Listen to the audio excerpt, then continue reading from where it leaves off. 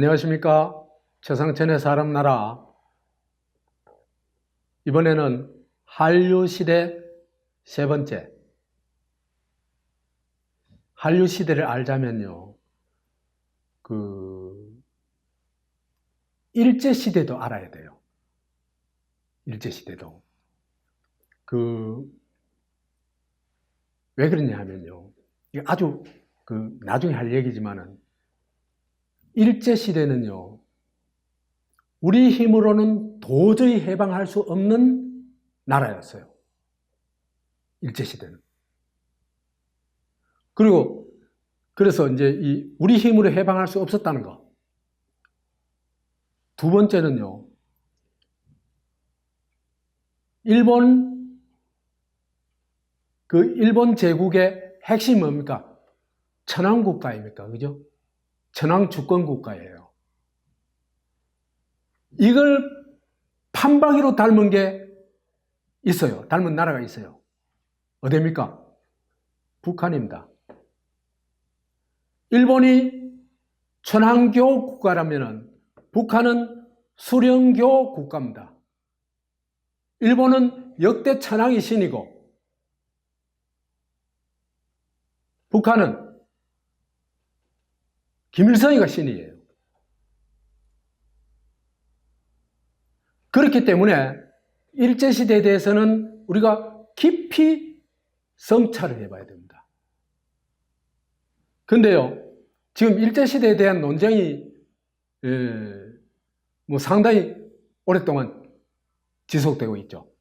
소위 식민지 수탈론과 식민지 근대화론입니다. 근데요, 이건 아주 빗나간 논쟁이에요. 잘못된 논쟁이에요. 오늘은 그 얘기를 하려고 합니다. 왜? 식민지 본질이 아니라 일제시대의 본질을 우리가 너무도 잘못 알고 있다는 겁니다.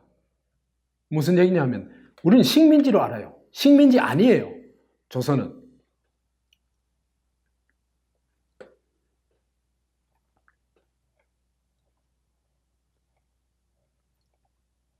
식민지 수탈론은요,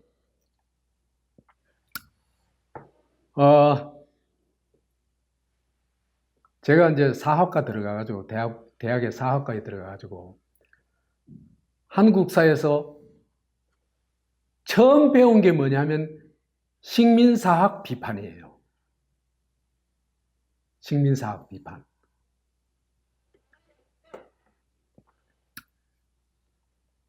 식민사학의 두 개 축이 뭡니까? 하나는 정체성론. 한국은 정체된 사회다. 발전을 이룰 만한 역량이 없는 사회, 나라다. 이겁니다. 그래가지고 아예 한국은 자체적인 국가 건국이 불가능해가지고 기자조선이라는 중국의 식민지에서부터 출발했다. 그 다음 청동기 문명은 없었다. 그 다음에 조선시대는 노예제 사회다. 이런 겁니다. 그러다 뭐가 되겠어요? 조선을 발전시켜주는 일본이 은인이죠, 은인. 은인의 나라죠. 그렇죠, 그죠? 그 다음에 타율성론이라는 거는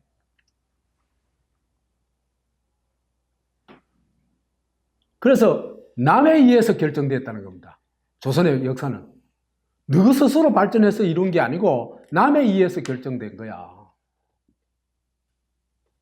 그래서 지금 조선을 일본이 식민지로 지배하는 건 이거는 당연한 정도를 넘어가지고 너희 홍복이다, 홍복. 엄청난 축복이다, 너희들한테는. 이 얘기거든요. 그래서 이것에 대항해서 이제 남북에서 그죠? 소위 이제 민족사학, 마르크스주의 사학,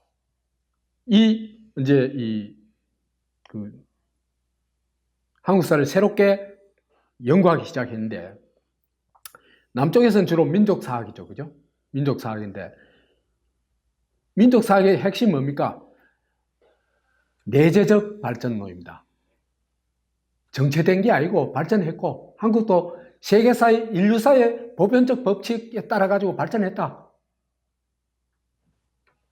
그 다음에 남이 도와줘서 만들어준 게 아니고 우리 자체적으로 만든 거다. 그래서 내재적 발전이고 자주적 발전이었다. 그래서 근대도 마찬가지로 우리는 근대의 길로 가고 있었다. 내재적 근대화.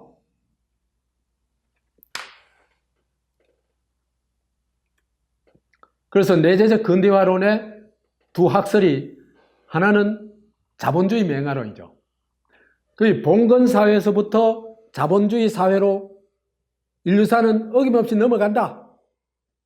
근데 봉건사회로부터 자본주의로 넘어가기 위해서는 자본주의의 요소들이 나와야 되겠죠.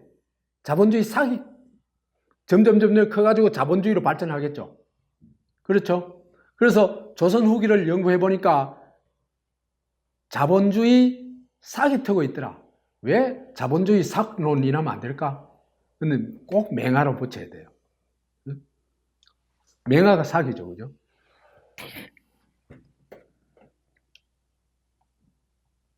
그 다음에 일제 식민지 시기에 이 자본주의 삭을 일본이 짓밟아놨다. 식민지 수탈을 했다. 그래서 근대화가 완전히 좌절됐다.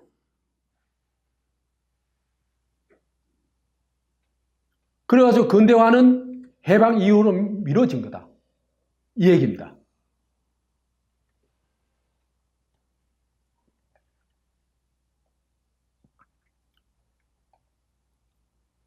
그래서 자본주의 맹아론에 대해서 조금 이제 이 식민지 수탈론하고 연결되니까 조금 이해해 볼 필요는, 자본주의 맹아론, 조선 후기 자본주의 사기 트고 있는 농업 부문에서는 경영형 분홍, 상업에서는 상업자본, 그 다음에 수공업 분야에서는 공장제 수공업이 발전하고 있다.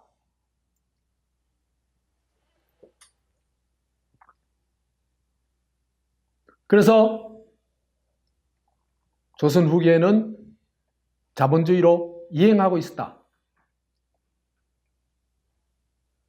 근데 이 자본주의 맹아론이라는 게요, 좀 과장된 면이 많아요. 그게 정말 사기라고 할 수 있을까? 극히 부분적인 현상을 좀 일반화했다. 그 다음에 자본주의 이행 이론에 좀, 자본주의 이행을, 이행의 탐구 대상이 어디냐 하면 주로 몰스톱이라는 사람인데 영국을 주로 탐구를 했거든요. 영국에서 자본주의가 어떻게 이행되는지 연구를 했거든요. 그 이론에 거의 맞춰가지고 우리도 이런 사기 트고 있었다고 주장한 겁니다. 근데 실제로 이게 되려면은 자본주의 사기 있다면 사기 자꾸 커가지고 이제 커져 나와야 되겠죠. 나무가 커져 나와야 되겠죠.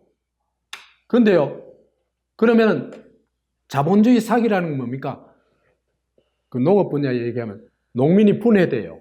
분농과 빈농으로. 그래가지고 빈농을 고용을 해요. 이게 자본주의적 생산 양식이죠. 그죠? 자본가고 노동자가 되는 겁니다. 그래서 자본주의 사기 생겼다 이렇게 하는 거거든요. 그러려면은 농업이나 상업 분야에서 자본을 축적한 자본가가 나와야 되고, 이게 노동자를 고용해가지고 산업화로 가야 되겠죠. 전혀 연결이 안 돼요. 그 증상이 나타나야 되는데. 그러면은 자본주의 맹아론은 소위 이행 이론이나 또는 민족주의적 열정에 치우친 나머지 좀 많이 과장한 거 아니냐, 이런 얘기를 할 수 있습니다.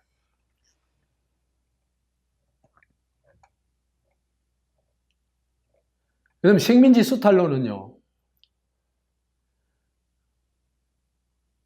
설사 뭐 여러 가지 약탈해간 것도 있지만 설사 일본 제국이 근대화를 좀 했다 치더라도 그 근대화는 조선 수탈을 위한 근대화다.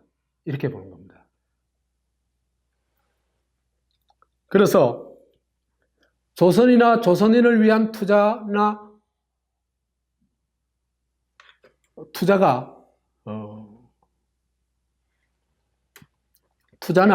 개발 산업화가 아니다는 겁니다.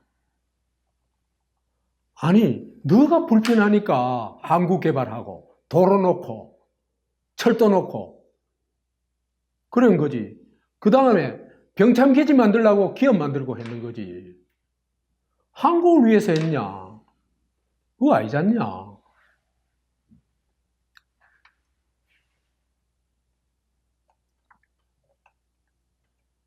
그렇지만 여하튼 사회 간접 자본에 일본이 엄청난 투자를 했는 건 확실합니다.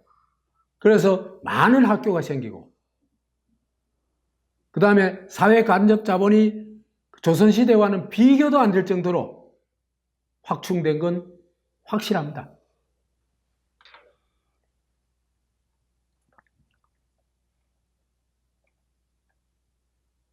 그 다음에 너 근대화했다고 그러는데 아니 조선의 백성이 무권리 상태였는데 무슨 근대화를 했냐. 아니 일본 사람들은 그래도 나중에 1925년부터는 그 보통 투표가 실시되거든요. 투표권 가졌지 않냐 말이야. 의회 중의원 선거하는 거 투표권 가졌지 않냐. 조선인들은 뭘 가졌는데 모든 자체가 다 부정됐고 기본권이 부정됐는데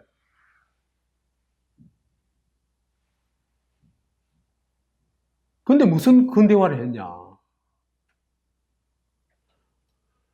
근대화라는 건 근대 국가가 성립돼야 되는 거잖아요. 그죠?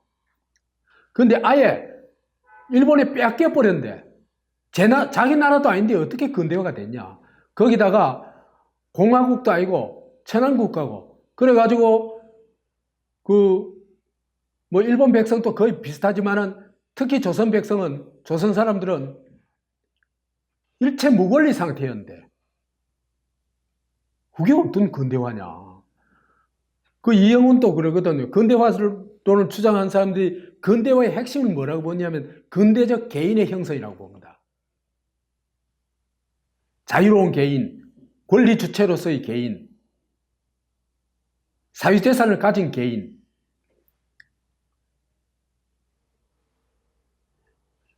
그런데 이 시기의 사람이 언제 개개인이 언제 자유로웠고 언제 권리가 있었느냐.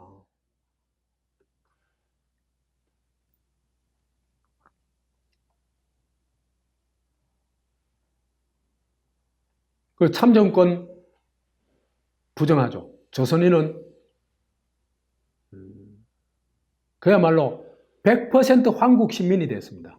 황국 시민. 주권자가 아니에요. 황국 시민을 줄임말이 뭡니까? 국민 아닙니까? 그죠? 이 국민이란 말은 반드시 딴 말로 대체해야 돼요. 왕의 신하가 아니잖아요. 주권자잖아요. 그러면 주권자에 맞는 이름으로 바뀌어야지 일제시대에서 일본이 쓰던 그 국민을 그대로 쓰면 안 돼요. 적어도 대한민국에서는. 북한에서는 그랬었대요. 인민이라고 하고 있지만은.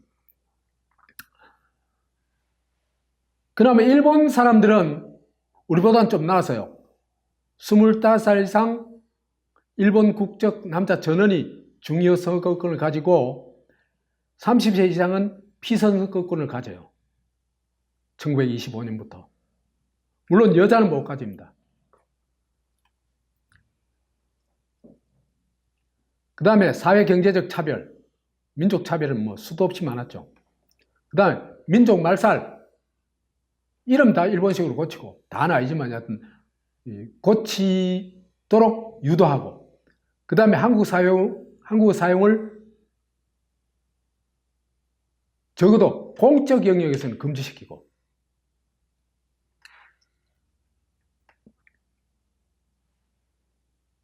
그래서 수탈의 결과는 비참했다. 이건 수탈의 결과는 나중에 얘기를 할게요.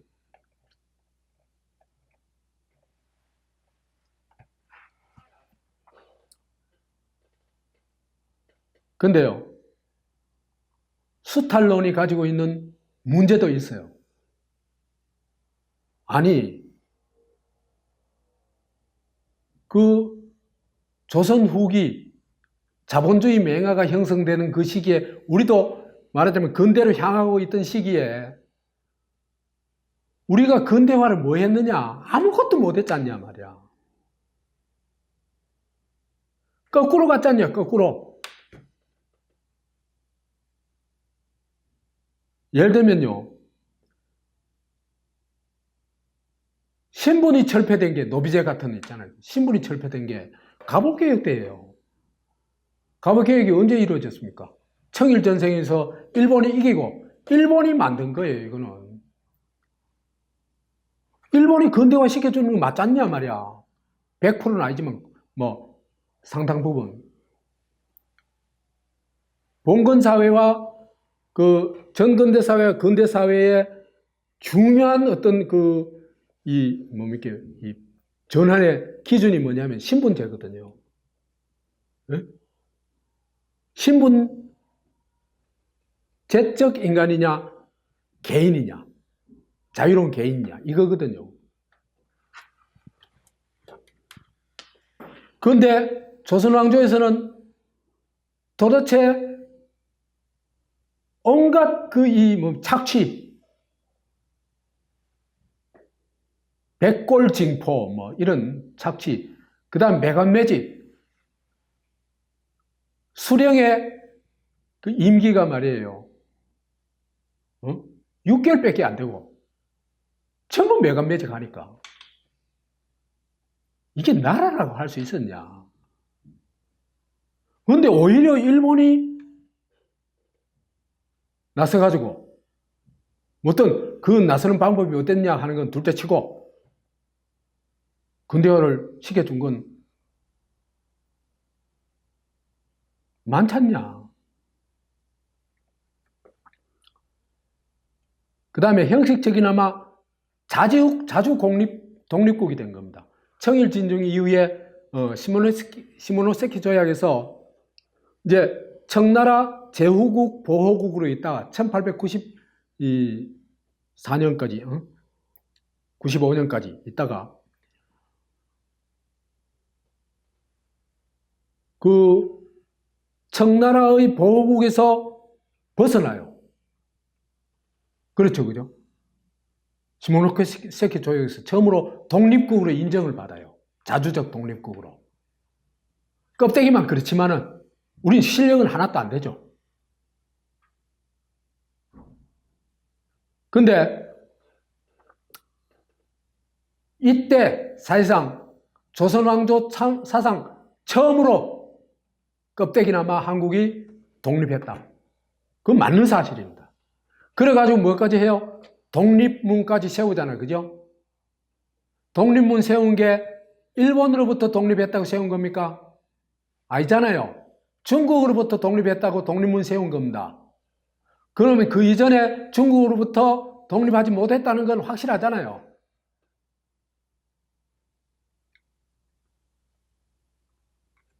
그렇다고 국가가 아니라는 건 아닙니다.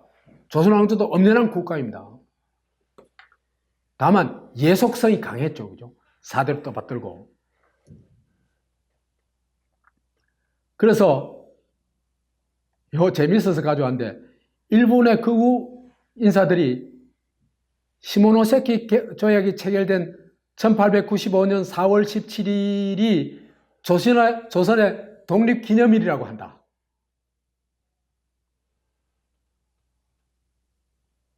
이 말을요, 우리가 부정할 수가 없어요. 사실이니까. 근데 다만 왜 독립시켜줬냐? 중국이 손 떼가지고 자기들이 먹으려고 독립시켜 준 거죠. 그렇죠? 근데 우리나라의 소위 이제 이 반일파, 반일선동꾼들은요, 그게 마치 일본에 대한 독립운동으로 만들어진 기념 그 문인 것처럼 행동을 해요. 그래가지고 2018년에 그죠? 문재인이가 독립문에 가서 3.1절 행사를 해요. 대한민국 만세하면서. 웃기는 짓이죠. 이 청나라로부터 독립했다고 세운 건데 거기 가서 이 반일 선동을 해요. 3.1운동 기념하지 말라는 얘기 아니에요. 당연히 기념해야 돼요.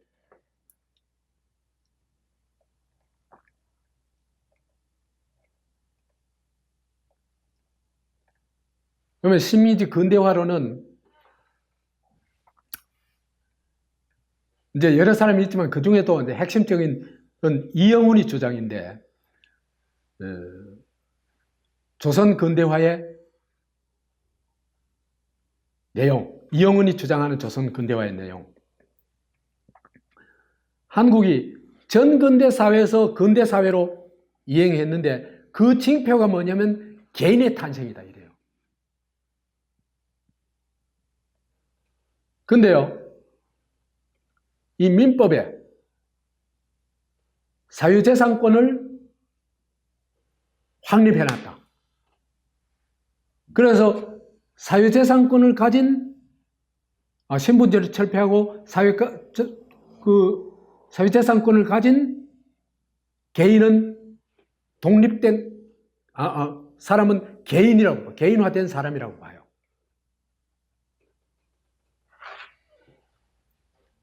이거요, 얼토당토 안 하는 얘기예요. 이 시기의 사유재산권이요, 사유재산을 가진 사람, 이 얼마나 될까? 사유재산이라고 할 만한 재산을 가진 사람이 10%도 안 돼요. 최소한도 한 60% 정도는요, 완전 무산자예요. 완전 무산자. 그 무산자들은 사유재산이 개인화를 도와주는 거겠어요? 개인을 억압하는 거겠어요? 네? 사유재산이 없으면 어떻게 될까요? 자, 사유재산 사회가 됐는데 사유재산이 없다. 그러면 내 목숨을 누구한테 의존해야 되죠. 그렇죠? 안 그러면 죽으니까. 굶어 죽으니까. 내 식구들까지 굶어 죽으니까. 그래가지고 이 사유재산 제도는요, 얼른 보면은 개인을 탄생시키는 것 같지만 진짜 개인이 되는 거는요, 사유재산을 가진 층이고 그 불과 한 10%도 안 되는 고층이고, 대다수는 사유재산 때문에 엄청난 고통을 당합니다. 그래가지고 남에게 종속되게 돼 있어요. 근데 무슨 개인의 탄생이라. 그 다음에 이 시기에 호주제 가족이 성립된 것도 여자도 호족에 들어가고 아이들도 호족에 들어간다고 해가지고 굉장히 높이 평가합니다. 근데 한국 여성운동의 제1차 핵심 목표가 뭐였는지 아세요? 뭐예요? 호주제 폐지였잖아. 그런데 무슨 이 호주제가 개인의 탄생하고 관계돼 있어. 이런 말도 안 되는 소리를 하고 있어. 너무 무식한 얘기를 하는 거예요. 그러니까 개인이 가족에 속해 있죠. 그죠? 그리고 가족에 속해 있다는 건 뭐냐? 가부장 지배하에 있고 가부장에 종속되어 있다는 얘기입니다. 그죠? 이건 개인이 아니고 종속인이죠. 그렇죠?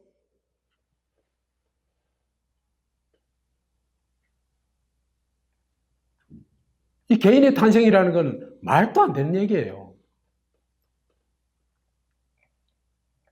그 다음에 학교 설립하고 교육을 확대했다. 이건 나중에 내 인도를 한번 얘기해 줄게요. 인도예요. 1940년대예요. 한 5년인가 그때쯤.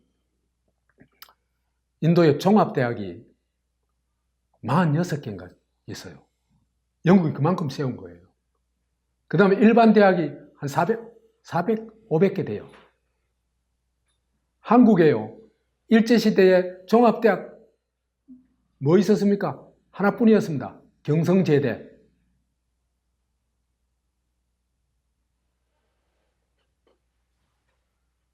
뿐만 아니라 여기 교육이 목표가 뭐예요?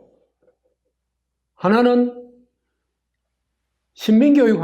한국 시민교육 하는 거죠. 그죠? 이 교육이 다 한국 시민 교육이에요. 기본적으로. 그러니까 개인화 교육이 아니고 무슨 교육이다? 시민으로 만드는, 국민으로 만드는 교육이라는 겁니다. 그 다음에 노동력의 질을 높이기 위해서는 당연히 일본의 자본이 한국에 들어와가지고 기업을 하자면은 노동자의 질을 안 높이면 안 되겠죠? 그렇죠? 그러면 회사가 안 돌아간대.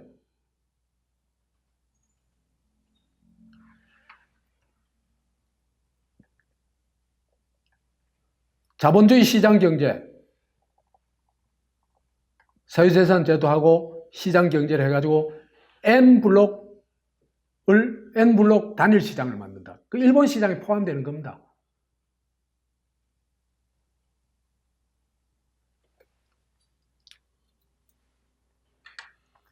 그 자본주의 시장 경제도요. 그래 안 하면은 자본주의 시장 경제를 안 만들면은 조선에 대한 지배가 가능하고 조선에서 산업화가 가능합니까? 불가능하잖아요. 그렇잖아요, 그죠?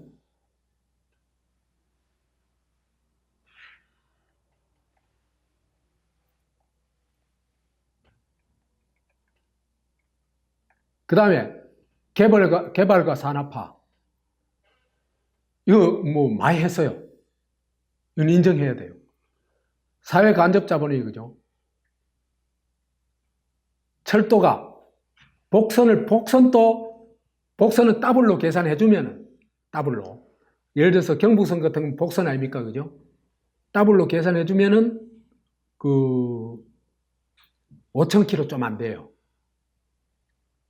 이거 복선을 떼고 하면은 한 3,600km인가 그쯤 돼요.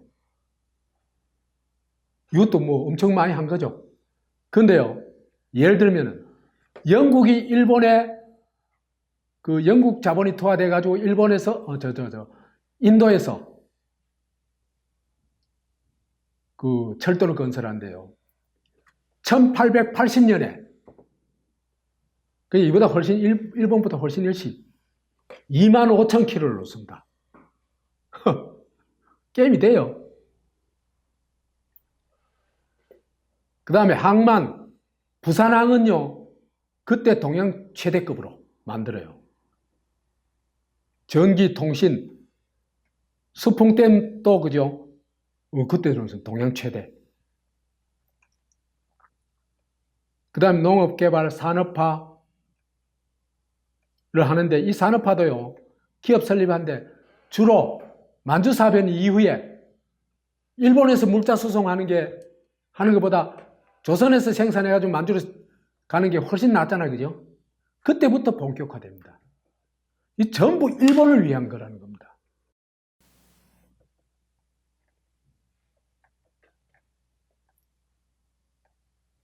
그래서 이영훈의 주장을 보면은 근대화 결과 한국은 많은 발전을 이뤘다. 엄청난까지는 아니지만 많은 발전을 이뤘다.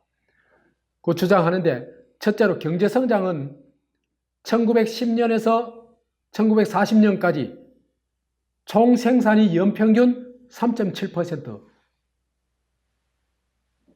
그 다음에 1인당 실질 소득이 2.37% 성장했다. 근데 이것도요, 이게 많이 성장했다는 걸 증명하려고 할 것 같으면 외국하고 비교해야 되잖아, 그죠? 근데요, 어떤 주장에 보니까 이 제국주의 시절에 구미의 제국들이 있잖아. 영국, 프랑스 뭐 이런 제국들이, 그죠? 제국들이 연평균 5% 이상 성장했대요. 폭발적인 성장을 했대요. 그럴 수밖에. 원료,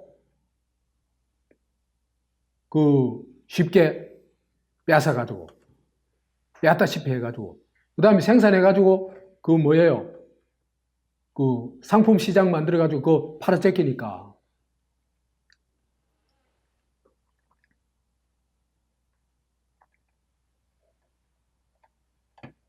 그리고 세상에요. 경제 성장 안 하는 나라가 어디 있어요? 어느 든지. 우리나라 해방 이후에 오늘날까지 경제 성장은요, 최소 3.7%는 넘었잖아. 근래, 이 한국이 어떤, 선진국이 된, 고도 성장한 이후에는 이제 차차차차 낮아지고 있지만요. 이승만 시대에도 한 5, 6%인데요. 근데 이때 3.7% 했는 게 뭐 그리 대단하다고. 박정희 시대는 9.3%, 전두환 시대는 10%.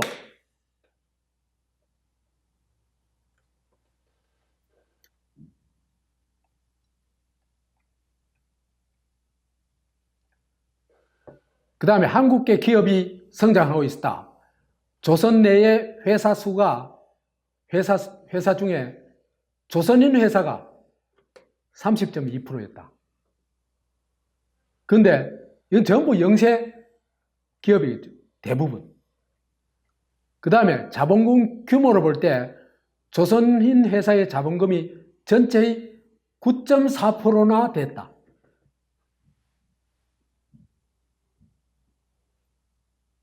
그래서 이래 얘기를 합니다. 이영우이가 자본금 규모의 경우 전체 대비 조선인 회사의 자본금 비중은 9.4%이다. 식민지적 억압 때문에 조선 자본은 성장하지 못했다는 소위 수탈론은 팩트가 아니다 이 겁니다. 아니 조선인은 그러면 기업을 아예 못 하도록 하고 일본만 와가지고 기업을 한다. 그런 제국은 있을 수가 없어요.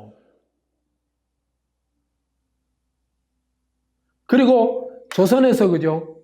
일정한 규모 이상 되는 기업은 거의 다 뭡니까? 친일파들입니다.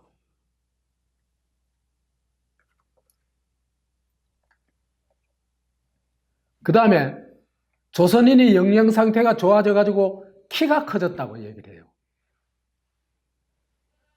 그래서 행여 사망자, 떠돌이 사망자 키를 재봤더니 30년 사이에 1.8cm가 컸더라.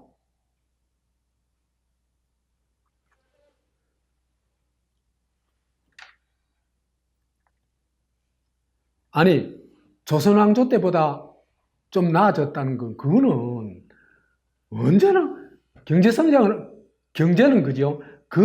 일단 근대로 들어서게 되면 상당한 정도의 성장을 하잖아요. 그죠? 거기에 따라 가지고 이건 당연한 어느 사회나 일어나는 현상이에요. 그게 마치 일본 덕기인 것처럼. 그 다음에 그러다 보니까 인구도 폭발적으로 증가했다. 이렇게 얘기를 합니다. 조선 왕조까지는 인구가 오히려 조선 후기 들어가면 줄어드는데 일제에 들어가면서 인구가 폭발적으로 증가했다. 그래서 제가 계산해 봤어요. 통계청 자료를 가지고. 그래서 일제시대에 1925년도에 조선 인구가 일본인 포함, 외국인 포함 1952만 명입니다. 1944년에는 2590만이에요. 그리고 그래서 19년 동안에 638만 32.7%가 증가했어요. 근데 19년 동안 해방되고 나서 그러면 얼마나 됐냐? 요건 남한만이겠죠, 그죠? 해방만 되고 나서 1949년 통계가 있어요. 그 다음에 1966년까지 17년, 2년 적은 기간 동안에 763만 증가해가지고 35.4% 증가해요. 이 시기가 한국에서 그죠? 최악의 시기예요. 아닙니까? 해방되자마자 말이지. 밥 먹기도 어려운. 그 다음에 한국 전쟁을 치렀잖아. 그 다음에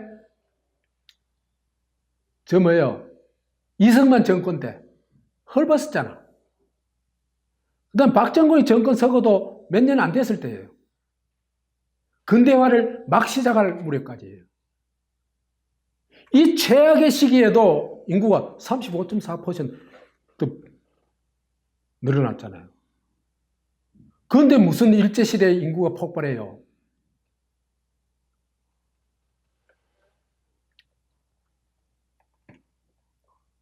그 다음에 또 하나 주장은, 이영훈의 주장은 해방 후에의 경제성장에 큰 기여를 했다. 이건 틀림없는 사실이에요. 일제가 의도한 건 아니지만 저거 덕보려고 한국에 엄청난 개발을 하고 산업화를 했는데 그게 굉장히 큰 해방 이후 발전에 도움이 됐다. 우선요, 도로, 철도, 항만 이건 너무 중요하잖아. 그렇잖아요, 그죠? 뭐 전기통신이야 뭐 별거 아니라 하더라도 이것만 해도 굉장한 거예요. 그 다음에 학교를 많이 세워놨었잖아요. 그죠?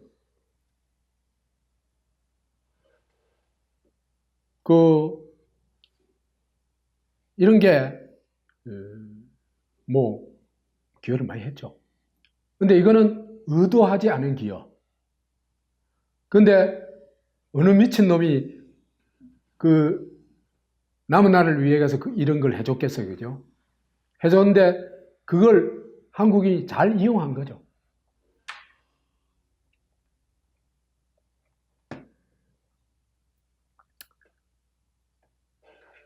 지금은 이제 수탈론과 근대화론을 봤잖아요, 그죠? 수탈론에도 문제가 있고, 근대화론은 더 문제가 있고, 그렇다는 거 아닙니까, 그죠?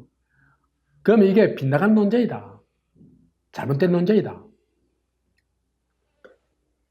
식민지가 아니라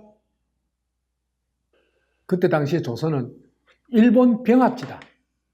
일본에 병합된 땅이다.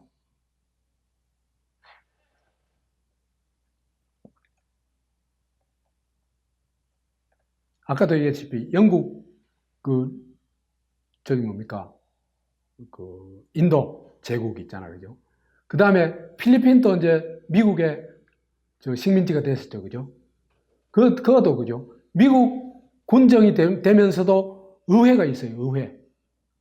필리핀 사람들로 구성된, 필리핀하고 미국하고 공동을 따는 그런 의회가 있어요. 그리고 자치권을 광범하게 줘요. 근데 우리는 그냥 흡수돼 버린 거예요. 다 일본이 가지고 있는 그 속성, 그 다음에 우리가 또 너무 무기력했기 때문에 나온 결과에 최악의 결과가 나온 거예요.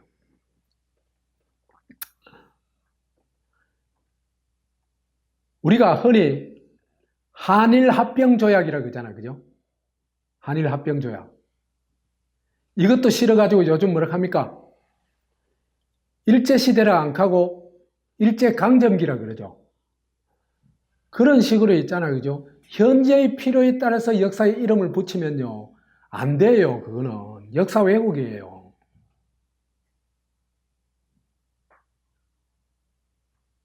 그런 민족주의가 그죠? 심각한 문제를 낳아요. 실사구시, 처음부터 끝까지 실사구시 해야 돼요. 그런데 한일합병이란 말은 언어 자체가 성립이 안 돼요. 합병이라는 건 뭐냐 하면요. 합방은 뭐냐 하면은 합병이나 합방은 있잖아요. 그죠? 두 개의 나라가 하나로 합치는 걸 합방이라 그래요. 예? 그러면은 일본과 한국이 대한제국이 일본 제국과 대한제국이 하나로 합치는 거 형식적으로는 맞아요. 근데 사실은 합해가지고 새로운 뭐가 나온 게 아니잖아. 그죠? 예를 들어서 한일 국가라든지 이런 게 된 게 아니잖아요. 그러니까 그게 합방이 아니에요. 병합은 뭐냐 하면은 누가 남의 걸 내한테 흡수하는 걸 병합이라고 그래요.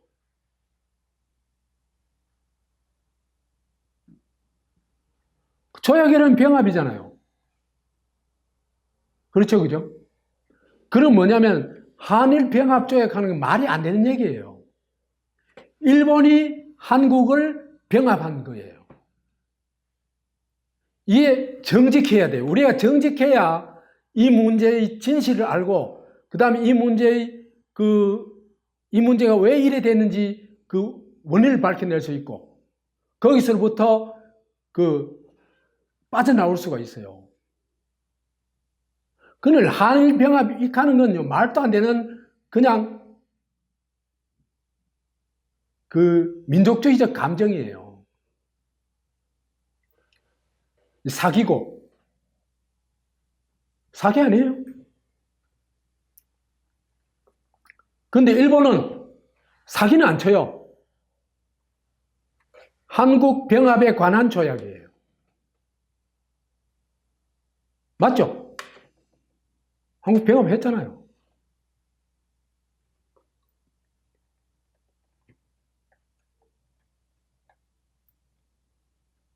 이걸 읽어보면 기가 찹니다.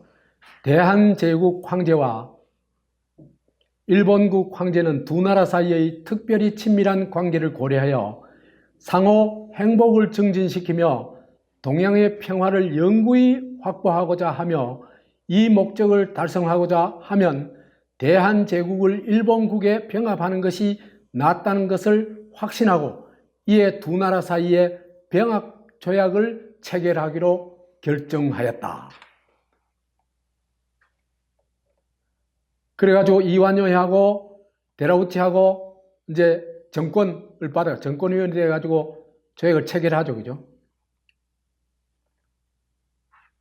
조약 체결의 첫 번째 항목이 뭐냐 하면은 대한제국 황제는 한국 전체에 대한 관한 일체 통치권을 완전히 또 영구히 일본 황제 폐하에게 잉여함, 갖다 드림, 이렇게 되어 있습니다.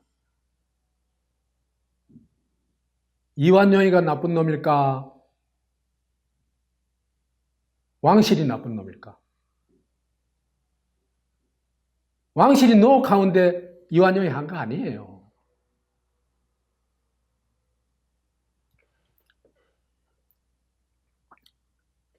우리가 그죠? 아픈 역사도 아픈 그대로 기억을 해야 돼요. 그 다음에 일본은 뭐라 하냐면 대한제국 황제하고 일본 황제하고 이래요. 관계가. 이거 보이죠? 그렇죠, 그죠? 갖다 다치고.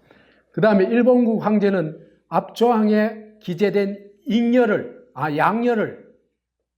양여함이네. 양여하면 드리는 거 아니에요, 그죠?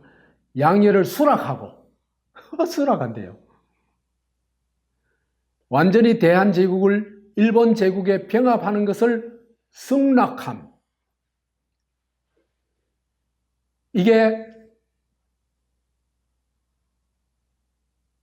병합의 진실이다. 사실이다. 이걸 직시해야 됩니다. 그래서 일본은요, 그 조약을 실행을 했어요. 어김없이 실행했어요. 그런 면에서 일본은 무서운 나라예요. 어떻게 하냐? 첫 번째는 이제 양해를 받았죠. 그 일본 제국에 흡수를 합니다. 뭘 흡수합니까? 국가 전체를 통째로 흡수하죠. 그죠? 그러면 인민, 영토, 주권 다 흡수한 겁니다. 내 말 틀립니까? 그 다음에 조선 총독부를 만들어가지고 이 조선을 일본화 하는 겁니다. 조선을 일본화하는. 조선을 일본화하는 핵심이 뭡니까? 황국신민화하는 거죠. 그죠? 그걸 실행하는 기구가 뭡니까? 조선 총독부입니다.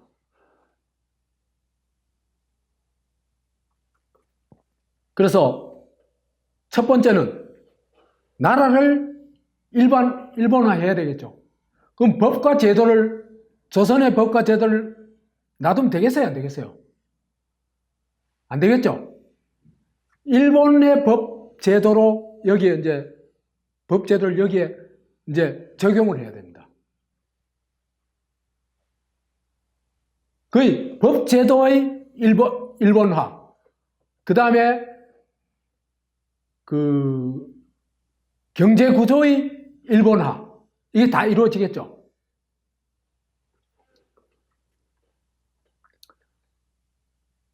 그래서 이 사람들이 그 구호가 뭡니까? 내선일체. 일본과 조선이 하나의 몸이 된다는, 일체가 된다는 겁니다. 하나의 몸이 된다. 한 몸이 된다. 한 몸이 됐죠. 그 다음에는 이걸 한국인을 전부 일본인으로 바꿔야 되겠죠. 그렇죠? 그럼 어떻게 됩니까? 민족 말살을 해야 되는 겁니다. 그대로 했죠. 그 다음에 이 민족을 말살하고 나면은 이 한국인을 뭐로 바꿔야 됩니까? 대일본 제국의 국민으로 개조해야 되겠죠. 정신을 개조해야 되겠죠. 그죠? 그렇죠? 대일본 제국으로 정신 개조를 한 인간들이 어떤 인간들이냐 하면은 일본 제국하고 북한하고 박정희입니다. 인간 개조를 한 사람이에요. 인간 정신을 개조한 사람이에요. 뭐 심하게 말하면 인간 백정들이에요.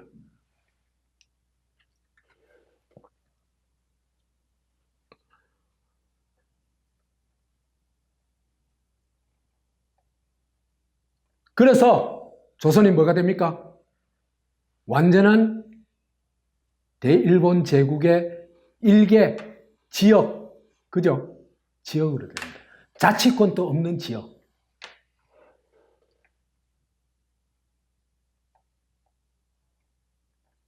그 다음에 개인이 탄생이 한 게 아니라 이영훈이라는 사람 참네, 개인의 개념을 이해를 못하는 것 같아요. 개인은요, 모든 개인이 사유재산을 가지는 그게 아니고요, 인격 주체로 인정됐냐 하는 겁니다. 인격 주체로 인정될 때는 뭐예요? 당연히 자유를 가지겠죠. 그렇죠? 자유와 권리를 가지겠죠. 그래가지고 이게 인격 주체로 머무는 게 아니고 소유 주체, 자유의 주체가 되면서 있잖아요. 그죠? 또 권리의 주체가 되면서 국가의 주권자가 되는 겁니다. 이럴 때 비로소 개인이 완성됐다, 이렇게 얘기할 수 있어요. 사유재산 제도를 한다고 개인이 전혀 아닙니다. 그래서 개인이 탄생한 것이 아니라 한국인은 대일본 제국의 황국 시민, 그것도 일본 다음 가는 2등 황국 시민으로 개조됐다. 그러면 개인으로 있는 게 아니고 뭐로 있죠? 통치 대상으로서 국민이란 집단으로 존재하는 겁니다.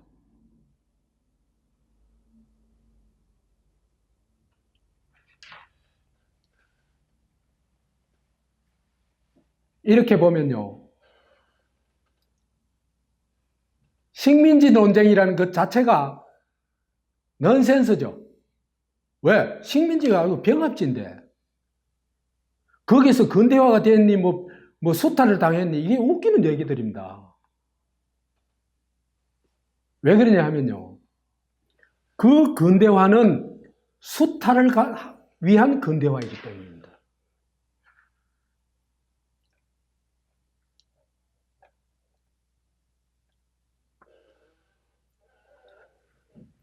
그 병합지에서 일어난 조선총독부가 행한 근대적 수탈 체제, 이걸 이해해야 됩니다. 근대화냐 수탈이냐 아니고 근대적 수탈 체제를 만든 겁니다. 그런데 그 식민지 논쟁이라는 게 웃기는 거고, 그 다음에 근대화냐 수탈이냐 하는 것도 웃긴 논쟁이죠. 그렇죠? 왜? 근대적 수탈 체제거든요.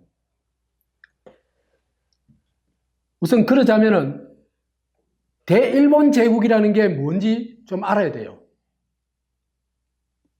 대일본 제국은요, 일본이 근대화됐다고 그러는데 그거는 변태 근대화예요. 변태 근대화.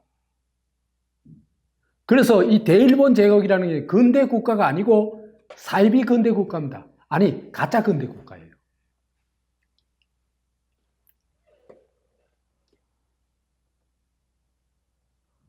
근대 국가의 핵심 뭐라고요? 공화제라고 그랬죠. 그렇죠, 그죠? 공화제는 뭡니까?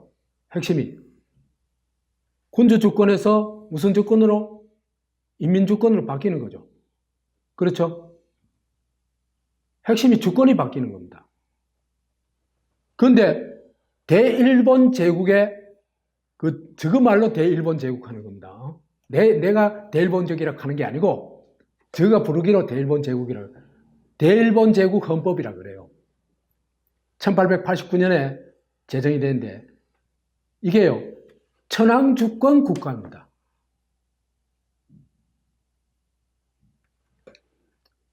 여기에 결정적인 역할을 하는 게 뭐냐 하면은 이토 히로부미예요. 이토 히로부미가 이 유럽에 가가지고 연구해가지고 이렇게 만든 겁니다. 거기다가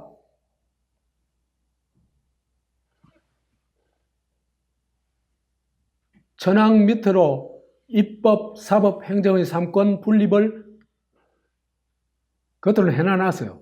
그렇지만은 법 제정을 해도요, 그냥 공표 안 하고 놔둬버리면은 그냥 법이 없어져 버려요. 그러니까 실질적인 법 제정권도 천황이 다 가지고 있는 거예요.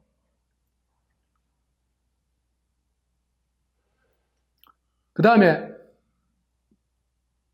유해공군의 통수권자를 정부가 아닌 천황이다. 천황이 원소예요. 천황이 유해공군 지휘하는 거예요.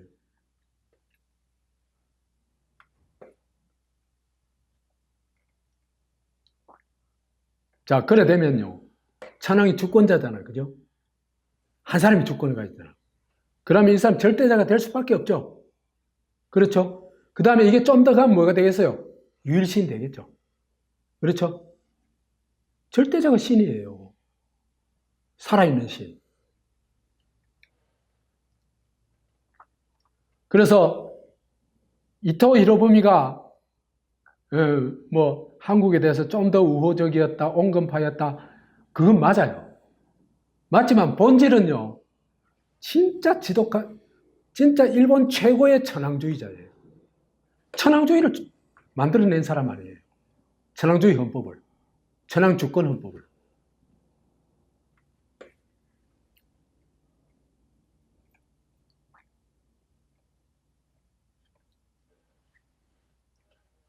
이 대일본 제국이라는 나라가 그죠? 사실은 천황주권 국가다.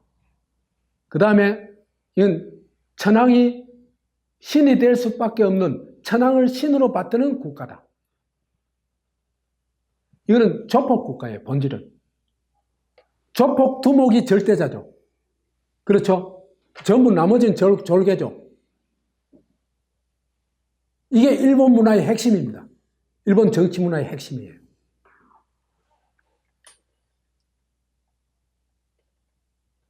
천황은요, 현인신이에요. 현은 나타나는 거예요. 우리 눈에 보이는 사람인데 그 사람이 바로 신이라는 거예요. 하늘나라 임금이고, 그 다음에 하늘나라 임금이 다스리는 나라는 뭐가 되겠어요? 신국이 되겠죠. 일본 사람들이 이런 수준의 정치의식은 이런 수준의 또라이예요. 그 사람들한테 근대의 개념이 있잖아요. 산업화는 잘해요. 정말 그 세계가 놀랄 정도로 잘해요. 근데 정치의식에 가면 이거는 진짜 도저히 구제불능이에요. 일본은요, 앞으로도 개인화가 안 될 거예요, 사람이. 미래 시대는요, 개인화가 얼마나 잘 되느냐에 따라서 그 나라의 운명이 좌우돼요. 개인화가 잘 되면 잘 될수록 그 사회는 발전해요. 일본은요, 저 집단주의, 조직주의, 저것 때문에요, 미래가 없어요. 그래서 일본에도 혁명이 일어나야 돼요. 내가 일본을 뭐 나쁘게 봐서 얘기하는 게 아닙니다. 그건 또 개인화 얘기할 때 얘기하기로 하고. 그 천황교는 이거 사실은 조폭교다. 그 일본의 신이 다신 나라고. 일본의 정치 문화라는 것이 죽음과 가신, 사무라이죠. 가신이라는 게 이게. 그죠? 이 사람들이 제일 영광이 뭡니까? 주군의 원수를 갚고 주군에 대해서 무조건 충성을 하는데 주군이 어떤 피해를 보면 주군의 원수를 갚고 할복 자살하는 게 최고의 영광입니다. 최고의 사무라이고. 사무라이는 자기가 있습니까? 없습니까? 없죠. 오직 누구를 위해서? 주군을 위해서 사는 존재입니다. 그 개념이 황국 신민입니다. 그게 어떻게 개인의 탄생이 돼요?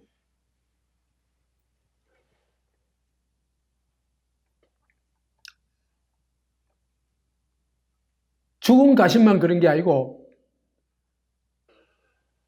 오야봉 꼬봉도 그렇죠, 그죠? 오야봉이 절대자고 꼬봉은 말 다 들어야 되고. 여기에서 민주주의가 발생할 수 있겠어요, 없겠어요? 공화제가 나올 수 있겠어요, 없겠어요? 불가능합니다. 일본 문화에서는.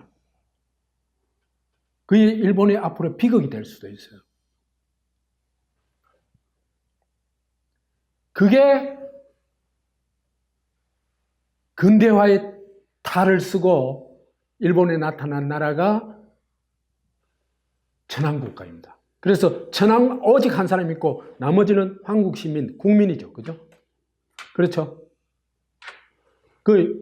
한 사람의 두목과 전부, 나머지는 전부 두목과 나머지, 두목과 쫄병 관계예요. 이게 일본 문화다. 일본 정치 문화다. 그러니까 이런 문화는 빠져나올 수가 없어요. 일본이 이 당시로서는. 그래가지고 국가 주도로 산업화를, 이때 산업적 기반이 별로 없으니까 국가 주도로 산업화를 할 수밖에 없어요. 서양에 가서 빨리 배워와가지고 그걸 그 나라에서 이제 산업화를 일으키는 거죠. 그런 면에서는 굉장히 기민하고 정말 훌륭해요. 일본이 대단해요.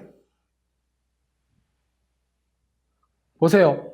아, 저 사람이 우리보다 강해. 그럼 머리 팍 숙이고 바로 형님 하고 좀 배웁시다 하고 실력이 딱 되자 뭐랄 겁니까? 진주만 공격하죠. 그렇죠, 그죠?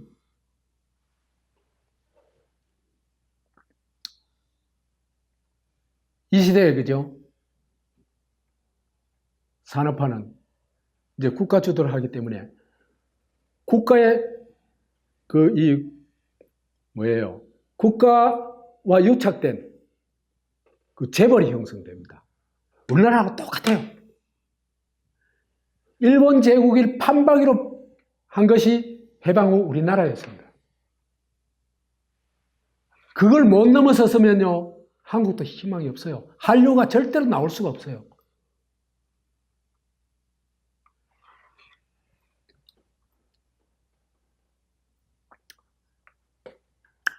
그래서 이 재벌도 보면요, 소천황 체제예요. 재벌 총수가 천황이죠. 그렇죠, 그죠? 우리나라 재벌 총수도 천황이었죠. 아니에요? 지금은 그래도 많이 나아졌어요. 보세요. 1900년대만 해도 일본 인구의 70%는 여전히 농업에 종사하고 있었어요.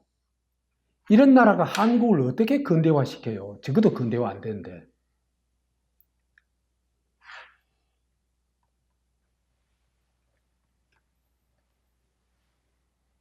그러니까 일본이라는 나라는 근대 국가가 아니고 1인 지배체제 국가다. 모든 영역이.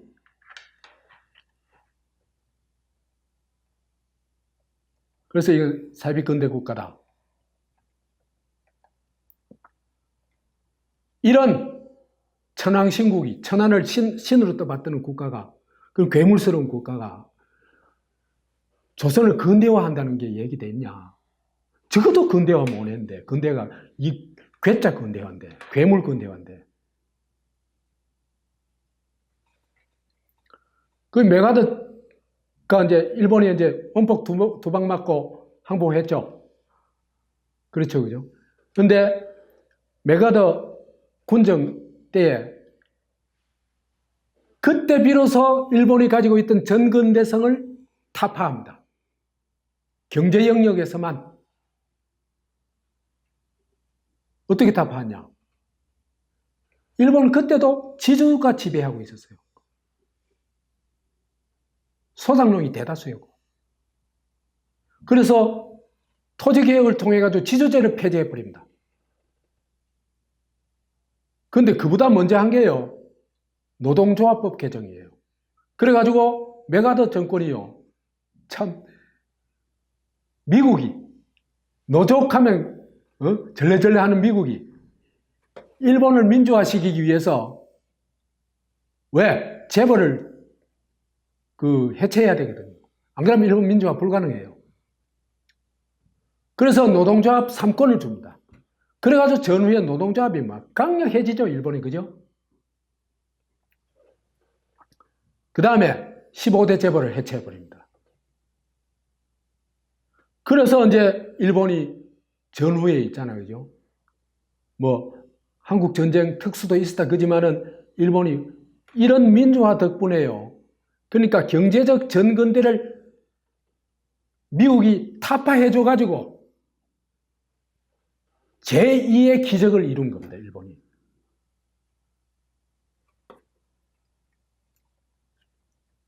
근데요,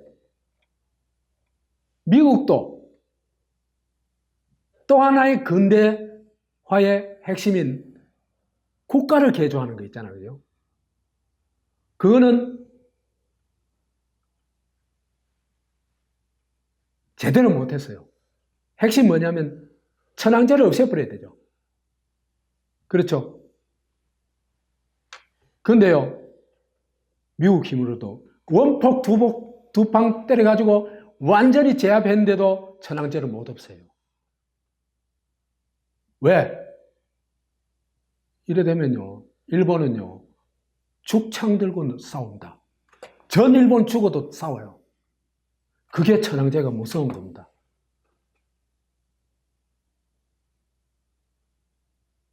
그러니까 군정이 감당을 못해요, 그거는.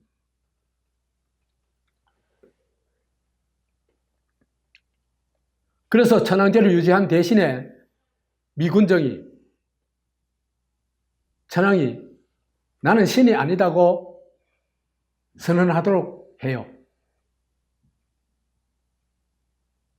그래가지고 1946년 1월 1일 날 치거를 내려가지고 그런 선언을 합니다.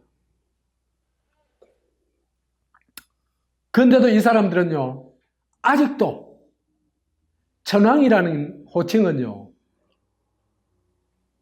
다른 어떤 호칭도 비교할 수 없을 정도의 하나님보다도 더 높은 존칭입니다.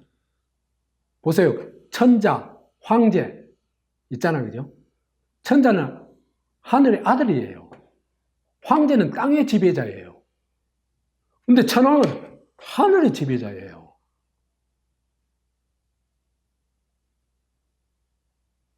이 사람들이 이런 어떤 일본 정신이라는 게 얼마나 어마무시한지. 이게 본질이 조폭 정신이거든요. 그래서 영국도 영국 영왕이잖아요. 영국 왕이잖아요. 있잖아요. 그죠? 2차 대전 후에 황제는 다 사라져요. 그런데 아직도 황제보다도 한참 높은 천황이란 용어를 그대로 사용하고 있고, 이걸 일본이 전혀 못 벗어나고 일본인들이 이걸 존립해야 된다고 생각하는 거예요. 그 일본 정신도 정말 분석해 볼 필요가 있어요. 왜 그래 되는지. 천황제는 일본의 정체성, 일본 정신이라는 게 뭐냐 하면요, 그 이제 개항이 됐을 때 화혼양제라 그랬어요. 서양 문물은 받아들이자. 응? 특히 기술은 받아들이자. 그 재주는 서양이 가지고 있는 어떤 기술적인 것 받아들이자. 근데 우리의 혼은 지켜야 돼. 일본 혼은. 그 일본 혼의 핵심이 뭐냐? 천황에 대한 절대 충성입니다. 그러니까 미국도 천황제를 못 없애는 거죠.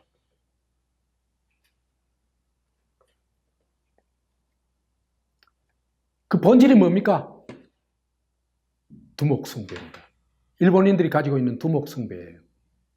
두목에 대한 절대적인 충성, 무조건적인. 그래서 미 군정이 전쟁에 이기고도 일본을 겨우 3분의 2 정도 근대화시켰다. 천황제를 폐지 못했다. 그런 일본이, 그런 괴물 근대화된 일본이 한국을 근대화시킨다? 그건 말도 안 되는 얘기예요. 적어도 근대화를 못했는데 무슨 근대화를 시켜요?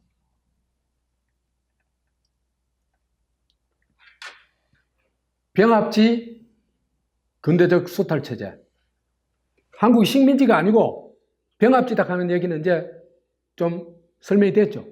그 다음에요, 근대화냐 수탈이냐가 아니고 새로운 수탈제, 전근대적인 수탈제가 아니고 일본이 말하자면 산업화에 성공했기 때문에, 그 다음에 자본주의 체제로 갔기 때문에 근대적 수탈체제를 한국에 장착했다. 이렇게 보면 됩니다. 그러니까 내가 수탈론이다, 근대화론이다 하는 그 다 정말 이 빗나간 잘못된 논쟁이라는 얘기를 하는 거죠.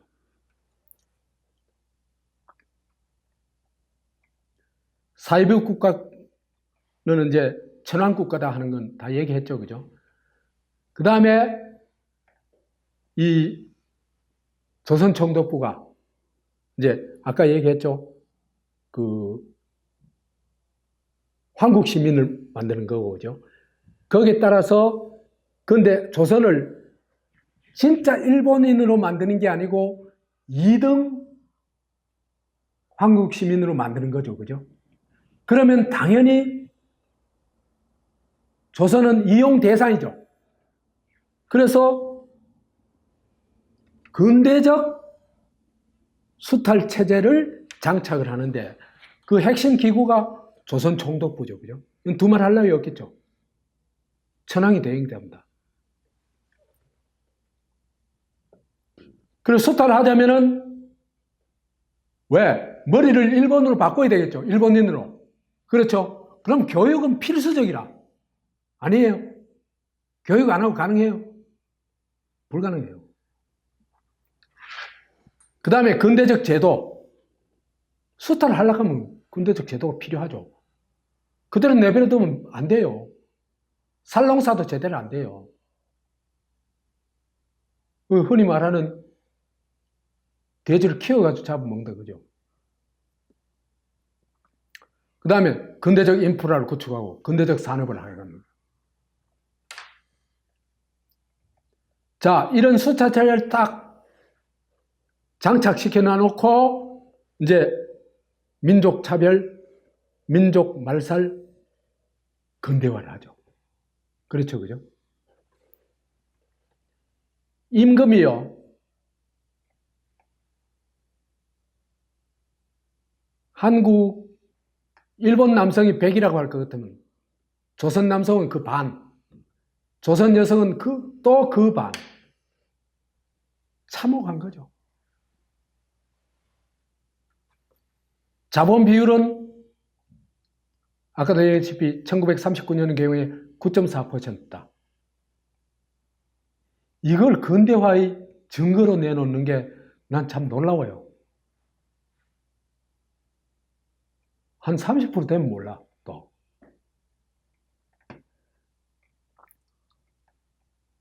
그 다음에, 자, 개인이 되려고 할 것 같으면 내가 귀속하는 민족부터 우선 인정해줘야 되죠.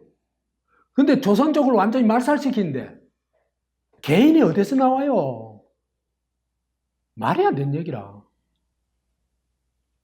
그래서 민족 말살을 당한 근대화입니다. 우리 입장에서 볼 때. 뿐만 아니라 개인을 말살한 근대화다. 그게 근대화 맞아요. 네? 근대화는 개인의 탄생이라면서 그러면 개인을 말살하는 게 근대화다. 그건 정말 말이 안 되는 거죠. 왜 그러냐면 개인은요 존재할 수가 없어요. 이 시기에. 그냥 천황의 국민이에요. 통치 대상. 그 다음에 이거는 개인으로 존재하는 게 아니고 신앙이 나라를 다스리는 만백성이라는 그 있잖아요. 그죠? 집단으로 존재해요. 통치 대상으로. 집단 통치 대상으로. 그 다음에 아까도 했듯이 사유재산권이 그 일제시대 사유재산권은 그죠? 거의 불가침적인 사유재산권이에요.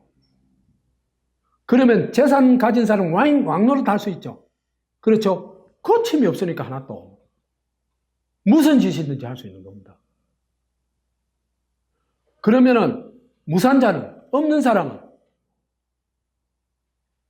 국가나 유산자에게 의존하지 않고서 살 수 있어요? 없어요. 그러니까 종속되고 굴종하고 복종할 수밖에 없어요. 그래서 결국은 개인화로 가는 게 아니라 황국 시민으로 갈 수밖에 없는 거죠.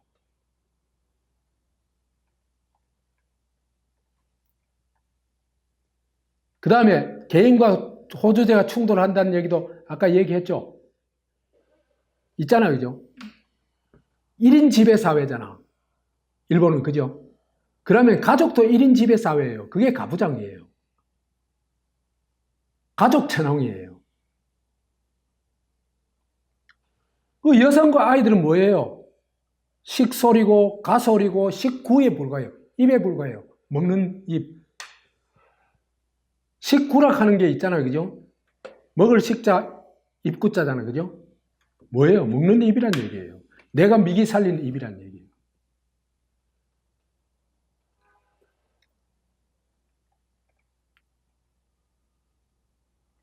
자, 보세요. 민족도 말살해, 개인도 말살해. 그게 무슨 근대화야. 말이 되는 얘기를 해야지. 근대적 수탈의 결과 어떻게 됐냐? 전근대 사회구조로 근대화를 한다고 했는데 말이 근대화지. 근대를 수탈하다 보니까 한국 사람들은 성장하지는 성숙해지거나 성장하지는 못하고 전근대 사회구조로 고착해버렸다. 어떤 면에서 더 나빠졌다. 조선시대보다도. 그래 얘기할 수 있어요. 왜 그러냐 하면요. 조선시대보다도 지주제가 더 확산됐어요. 지주제라는 게 전근대적인 제도잖아요. 그죠? 땅 가지고 있다는 이유로 소작인들의 등골을 빼먹는 시스템이잖아요. 그죠? 50%를 착취해가는 시스템이잖아요. 근데 지주제가 횡행했고 농민이 그죠? 한 75% 정도 돼요. 근대화 요즘 농민이 몇 프로인 줄 아세요? 한국의 농민이 7.8%예요. 근대화 되려면요. 최소한도 농민이 뭐 아무리 해도 50% 이하로는 떨어져야 돼요. 그래야 상공업에 종사하는 사람이 그리 많이 나겠죠. 그죠? 그 다음에 소작농은요. 그 농민 중에 한 80%가 소작농이에요.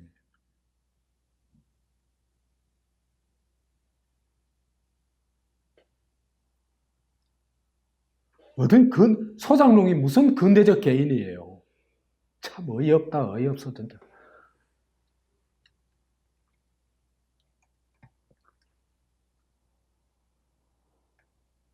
(1910년에) 전체 농가의 40%가 소작농이었는데 1930년대 후반에는 55%로 늘어나요. 이 갈수록 더 늘어나요. 그 다음에 소작요가요. 이 삼남지방은 좀 나아요. 북쪽으로 가면요. 농지가 훨씬 적잖아, 그죠? 네? 그러니까요. 70%까지 나와요. 소작요가. 강도지, 강도. 일본 지주, 조선인 지주, 그 양반 지주.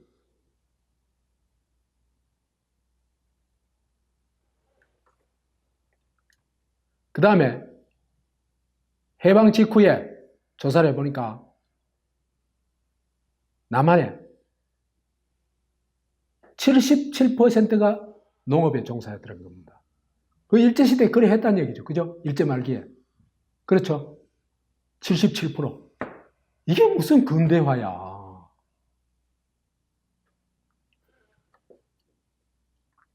그 다음에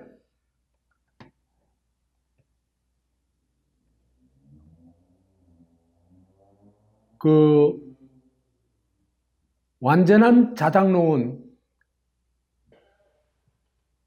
28만 4천 호로 전체 농가의 14%에 불과했다. 지주야 뭐 몇 프로 안 되니까 있잖아요. 그죠? 그러면 80한 몇 프로는 뭐예요? 자소작 아니면 완전 소작이잖아. 그죠? 자작 겸 소작하는 경우도 있고 완전 소작하는 경우도 있고.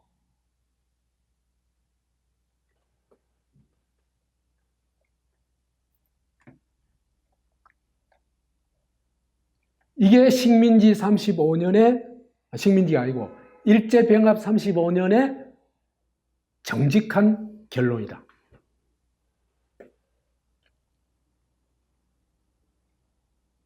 그 다음에 조선 민중이 빈곤화했는데 빈곤이 어느 정도냐 하면은 곡물 소비량, 밥을 제대로 못 먹는다는 얘기입니다. 곡물 소비량이 급감했다는 겁니다. 이게 제일 비극 아니에요? 제일 비참한 거 아니에요?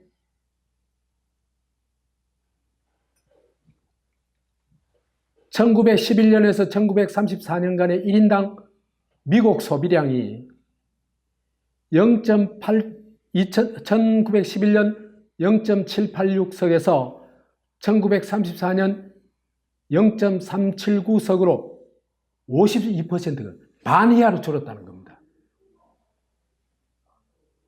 쌀 소비량이. 그러면 보리나 콩 뭐 이런 거로 대체했지 않냐?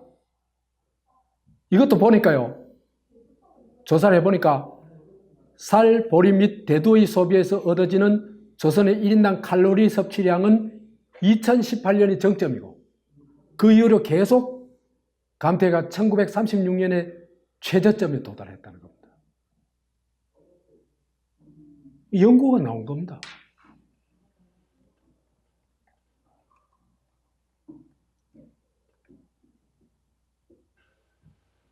자, 그러나 그죠? 일제시대에 이런 근대적 수탈 체제가 확립되어 있고 그 일본인들이 천황제의 이념에서 한치도 못 벗어나기 때문에 우리가 그죠? 너무나 가혹하기 때문에 이 체제에서 우리의 자력으로 독립을 한다는 건 불가능합니다. 그래서 왜 우리가 자력으로 독립 못했냐? 자력으로 독립한 나라에 있으면 들어봐라 말이야. 없다 말이야. 자력으로 독립이라는 게. 제국주의 착취라는 게 그만큼 가혹한 겁니다. 그 중에서도 일본은 메가드가 원자폭탄을 터뜨리고 나서도 천황제를 못 없앴잖아요. 그렇잖아요. 그죠? 그래서 이 천황신고는 어마어마한 생명력을 가지는 겁니다. 일본에서는, 딴 나라에서는 아니고, 일본에서는. 그렇기 때문에요. 2차 대전을 끝낼 수도 없어요. 왜? 2차 대전에서는, 그죠? 자기들이 질 형편이 되면요. 개인적으로는 할복하고, 그 다음에 옥세라고 집단 자살하는 거 있잖아요. 그죠? 그 다음에 천황 만세 부르고는 가미가제, 특공대하죠. 이런 민족이에요, 일본이. 그러니까 이 사람들은요, 최후의 1인까지 진짜 천황제를 지킬 사람들이에요. 무섭죠? 그렇기 때문에요, 원자 폭탄을 터뜨리지 않으면 절대로 항복을 받아낼 수가 없어요. 내 생각은 그래요. 그래서 천안신국과 원자 폭탄, 이 얘기는 다음 강의에서 하도록 하겠습니다. 마치겠습니다. 고맙습니다.